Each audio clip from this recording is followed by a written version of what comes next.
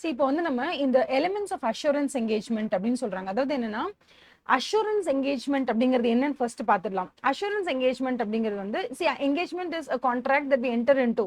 That is ஒரு ஆடிட்டரும் ஒரு கம்பெனியும் ஓகேவா, they are engaging that the auditor says that நான் வந்து உங்களோட கம்பெனி ஆடிட் பண்ணி கொடுக்குறேன்னு சைன் பண்றாருன்னா அதுதான் வந்து அந்த ஆடிட் என்கேஜ்மெண்ட் அப்படிங்கிறது. ஸோ இந்த ஆடிட் என்கேஜ்மெண்ட்ல வந்து இது என்ன மாதிரியான ஒரு என்கேஜ்மெண்ட்னா, நம்ம அஷூரன்ஸ் தான் கொடுக்கலாமே தவிர கேரண்டி கொடுக்க முடியாது. அது என்ன மாதிரி அஷூரன்ஸ்னா ரீசனபிள் அஷூரன்ஸ் கொடுக்கலாமே தவிர அப்சல்யூட் கேரண்டி அஷூரன்ஸ் அதெல்லாம் நம்மளால கொடுக்க முடியாது. ஸோ ரீசனபிள் அஷூரன்ஸ் தான் நம்ம கொடுக்க போறோம்னா, அந்த ரீசனபிள் அஷூரன்ஸ் கொடுக்க போற அந்த என்கேஜ்மெண்ட்டுக்கு பேர் என்னன்னா, that is called as assurance engagement. இந்த அஷூரன்ஸ் என்கேஜ்மெண்ட்ல ஒரு சில இம்பார்ட்டன்டான எலிமெண்ட்ஸ் இருக்கு. அதுல எனக்கு ரொம்ப ரொம்ப ரொம்ப ஸ்பெஷலான ஒரு எலிமெண்ட் என்ன அப்படின்னு பாத்தீங்கன்னா, த்ரீ பார்ட்டி ரிலேஷன்ஷிப். இது என்ன இந்த த்ரீ பார்ட்டி ரிலேஷன்ஷிப் அப்படின்னு நம்ம கேட்டோம்னா, இப்போ கம்பெனியை பொறுத்த வரைக்கும் நம்ம வந்து ஒரு ஆடிட்டர் சைன் பண்ணி கொடுக்குறாரு அப்படின்னு சொன்னா, இதை சைன் பண்ணி கொடுக்குறாங்க இல்லையா, யாருக்காக கொடுக்குறாங்க? There are lots of users of financial statement. அவங்க அந்த ஃபினான்ஷியல் ஸ்டேட்மெண்ட்ல இருக்கக்கூடிய இன்ஃபர்மேஷனை நம்புறதுக்காக ஒரு வேல்யூ அடிஷன் தான் இந்த ஆடிட்டரோட சைன். ஸோ இந்த ஆடிட்டர் சைன் பண்றது அப்படிங்கிறது அந்த ஃபினான்ஷியல் ஸ்டேட்மெண்ட்டோட மதிப்பை இன்னும் அதிக அளவில் கூட்டுது. கரெக்டா? ஸோ இந்த அஷூரன்ஸ் என்கேஜ்மெண்ட்ல நம்மளை அப்பாயிண்ட் பண்றது யாருன்னு பார்த்தா share holders. Okay, so appointment பண்றது ஷேர் ஹோல்டர்ஸ். நம்ம தான் இப்போ வந்து ஆடிட்டர் பிராக்டிஷனர் இவங்க போய் ஆடிட் பண்ணி கொடுக்குறாங்க. பட் இது யூஸ் பண்ண போறது யார் அப்படின்னு கேட்டா ஜென்ரல் யூசர்ஸா இருக்கலாம். ஃபார் எக்ஸாம்பிள் ஒரு கவர்மெண்ட் அதை டிபெண்ட் பண்றாங்க, இல்லைன்னா வந்து ஒரு என்ஜிஓஸ் இருக்காங்க, stack holders, share holders, public, general public, இவங்க எல்லாருமே அதுல ஈடுபட்டிருக்காங்க. ஸோ பேசிக்கலி இதுல த்ரீ பார்ட்டி ரிலேஷன்ஷிப் அப்படி சொல்றாங்க. அதாவது if you read here properly, three party relationship is what they call involving a practitioner. A practitioner is a person who is practicing CA. Okay, who is a practicing CA. So here the practitioner means a chartered accountant who is a practicing chartered accountant, a responsible party. So now here we talk about who is the responsible party, okay, and what are they responsible for. And number 3 is the intended users. So here the intended users of the audited financial statements are the shareholders and the stakeholders and other government agencies and all that, who all need some assurance that the financial statements are true and fair. Okay, these are the intended users of financial statement. But there is one category who is called as responsible party. Who is this responsible party? The party or the entity who is responsible for preparation and presentation of financial statement, who is responsible for designing, implementing, controlling and monitoring the internal control. Everything has to be done by this responsible party. And if that responsible party has taken responsibility well, and that they have given me some subject matter, and that subject matter will be assured by me. I will audit that subject matter and I will tell my opinion. What is that subject matter? That subject matter is nothing but the financial statements. அப்போ இதுல என்ன concept உள்ள கொண்டு வராங்க? ஒரு assurance என்கேஜ்மெண்ட்னாலே first point என்னன்னா, 3 பேர் அதுல இன்வால்வ் ஆயிருப்பாங்க. யாரு பிராக்டிஸ் பண்றாங்களோ, அதாவது ஆடிட் பண்ண போறவர், ஓகேவா, who is the practising chartered accountant, அவர் இன்வால்வ் ஆயிருக்காங்க. நம்பர் 2 என்ன அப்படின்னா, ரெஸ்பான்சிபிள் பார்ட்டி, யாரு அந்த ஃபினான்ஷியல் ஸ்டேட்மெண்ட்டை ப்ரிப்பேர் அண்ட் ப்ரெசென்ட் பண்ணணுமோ அவங்க. 3வது இன்டெண்டட் யூசர்ஸ். இது 3 பேரும் இருப்பாங்க. அப்போ ஆடிட்டர் ஆடிட் பண்றதே எதுக்காகனா, அந்த இன்டெண்டட் யூசர்ஸ் உடைய கான்ஃபிடன்ஸை இன்க்ரீஸ் பண்றதுக்காக தான். இது எல்லாத்துக்குமே நமக்கு என்ன தேவை? நம்ம எதை ஆடிட் பண்ண போறோம்? ஏதோ ஒரு விஷயத்தை ஆடிட் பண்ண போறோம். அதுக்கு பேர் தான் subject matter of the assurance. அப்ப நீ என்னத்தை ஆடிட் பண்ண போற? அதுதான் சப்ஜெக்ட் மேட்டர். அப்ப ரெண்டாவது என்னன்னா, அப்ராப்ரியேட் சப்ஜெக்ட் மேட்டர் அங்க இருக்கணும். சப்ஜெக்ட் மேட்டர் இந்த ஃபினான்ஷியல் ஸ்டேட்மெண்ட், அதை நான் ஆடிட் பண்ணி I'm going to give the opinion. இதுல இந்த ஆடிட் நான் பண்ணும்போது இந்த ஃபினான்ஷியல் ஸ்டேட்மெண்ட்ஸ் எல்லாம் என்னவா இருக்கா? See, the financial statements should present true and fair view, and it should be free from material misstatement, whether due to fraud or error la irukla. Ida na eppadi see, how do I find out that the financial statements are true and fair? na edha vechu kondu varanona, எனக்கு நிறைய standards on auditing இருக்கு. அதுல சொல்லியிருக்காங்க இந்த மாதிரி எல்லாம் தான் information should be presented in the financial statements. Check for all the benchmark. இந்த ரூல் படி பிரசன்ட் பண்ணியிருக்காங்களா, இந்த ஷெட்யூல் படி பிரசன்ட் பண்ணியிருக்காங்க. எனக்கு ஏகப்பட்ட how do you call comparatives கொடுத்திருக்காங்க. அப்ப நான் என்ன செய்வேன்னா, அந்த சூட்டபிள் கிரைட்டீரியாவை வச்சுப்பேன். ஓ, இந்த ஃப்ரேம் ஒர்க் படி, இந்த applicable financial reporting frame work படி இது கொடுத்திருக்காங்களா, இந்த ஷெட்யூல் பண்ணி இதை பிரசென்ட் பண்ணிருக்காங்களா, இந்த மாதிரி டிஸ்க்ளோஸ் பண்ணிருக்காங்களா, நான் ஒவ்வொன்றுக்கும் என்ன பண்ணுவேன், சூட்டபிள் கிரைட்டீரியாவை வச்சு செக் பண்ணுவேன்.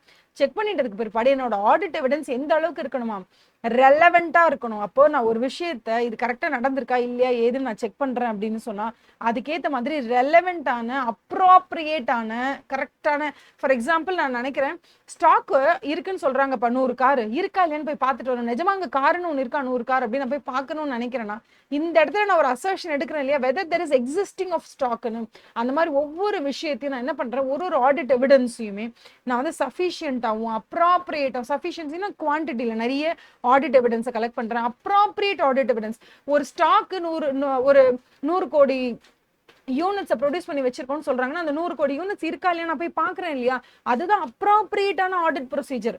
அதை விட்டு 100 கோடி இருக்கா இல்லையான்னு நான் ஃபோன் பண்ணி அங்க இருக்கிற மேனேஜர் கிட்ட கேட்கறேன் அவர் இருக்குன்னு சொல்றாரு நான் சைன் பண்ண முடியுமா முடியாது. So sufficient appropriate audit evidence இருக்கா நான் பாக்குறேன். ஸோ இது one of the most important elements of assurance engagement. And finally we have எல்லாம் பார்த்து முடிச்சுட்டு நான் ரிட்டர்ன் ஸ்டேட்மெண்ட் கொடுக்கணும். Yes I have audited the company like so and so இந்த மெத்தட்ஸ் எல்லாம் நான் யூஸ் பண்ணியிருக்கேன் இந்த ரெகுலேஷன் படி தான் ஐ ஹவ் ஆடிட்டட் அண்ட் இந்த கிரைட்டீரியால இருக்கான்னு நான் செக் பண்ணியிருக்கேன். ஸோ இது மாதிரி பார்த்ததுல on the face of it என்னுடைய ஏர்னஸ்டான எஃபர்ட்டின் படி பார்த்தோம்னா it is all true and fair and it is all free from material misstatement due to fraud or எரர்னு சொல்லி நான் சைன் போடுறேன். அப்போ அந்த return assurance is very important. So இல்லை 5 இம்பார்ட்டன்டான விஷயம் கொடுத்துருக்காங்க overview of elements of assurance engagement. இப்போ அந்த எலிமெண்ட்ஸ் ஆஃப் அஷூரன்ஸ் என்கேஜ்மெண்ட் என்னென்னு சொல்லுங்க. நம்பர் 1 three party இதுல indulge ஆயிருக்காங்க. Number 1 practitioner, number 2 that responsible party, number 3 intended users 3 பேர். அண்ட் நம்பர் செகண்ட் ஒன் என்னன்னா appropriate subject matter தான் நான் ஆர்டர் பண்ண போறேன். appropriate subject matter எது ரிலேட்டடா என்ன கிரைட்டீரியா கொடுத்துருக்காங்க அந்த கிரைட்டீரியா படி இந்த சப்ஜெக்ட் மேட்டர் இருக்கான்னு நான் செக் பண்றேன். ஸோ செலக்டிவ் கிரைட்டீரியா கொடுத்துருக்காங்க. ஓகே அதுக்கப்புறம் சப்ஜெக்ட் மேட்டர் இருக்கு, அப்புறம் 3 பார்ட்டி ரிலேஷன்ஷிப் இருக்கு, அதுக்கப்புறம் நான் சஃபிஷியன்ட் அப்ராப்ரியேட் ஆடிட் எவிடன்ஸை கலெக்ட் பண்ணி finally return assurance report appropriate ஃபார்ம்ல நான் சைன் பண்ணி கொடுக்குறேன்.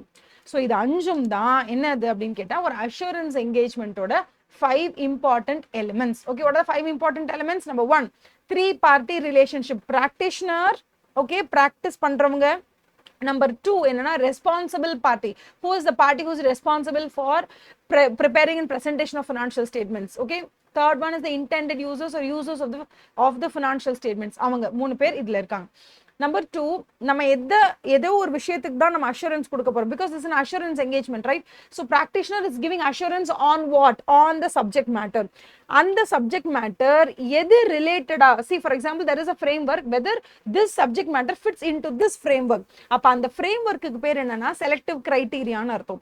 So as regards to the selective criteria, whether this subject matter fits into it அப்படின்றத பார்க்கிறோம். So 3 முடிஞ்சிருச்சா. Fourth one, sufficient appropriate audit evidence should be collected.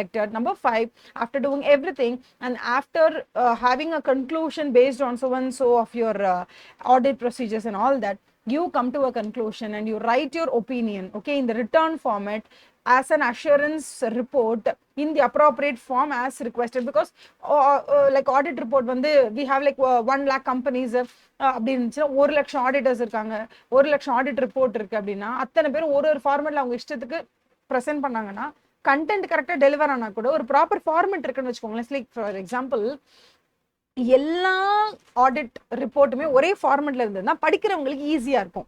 ஓகேவா, அதாவது intended users of financial statement இருக்காங்களா அவங்கள பொறுத்த வரைக்கும் ஒரு ஸ்டேட்மெண்ட்டை பார்த்தா புரியணும்னா ஒரு ஷேர் ஹோல்டர் இருக்காங்க, அந்த ஷேர் ஹோல்டர் ஒரு 10 கம்பெனில ஷேர்ஸ் வாங்கியிருக்காங்கன்னா அவங்க 10 கம்பெனியோட ஃபினான்ஷியல் ஸ்டேட்மெண்ட்ஸ் எடுத்து பார்ப்பாங்க, 10 கம்பெனியோட ஆடிட் ரிப்போர்ட்டையும் எடுத்து பார்க்கும்போது எல்லா ஆடிட் ரிப்போர்ட்டும் யூனிஃபார்மான ஃபார்மேட்ல இருந்ததுன்னா it will be easier for the financial statement user and it will be easier for the audit report படிக்கிறவங்களுக்கு it will make sense. எல்லாமே ஃபார்மேட் மட்டும் ஒண்ணா இருந்தா போதும், நீங்க கண்டென்ட்ல என்ன இருக்கோ நீங்க ஃபில் பண்ணிட்டே வாங்க. ஓகேவா, சோ அப்படி இருக்கும்போது it will be a high value addition, செம்மையா ஹெல்ப்ஃபுல்லா இருக்கும். so that is the end of it.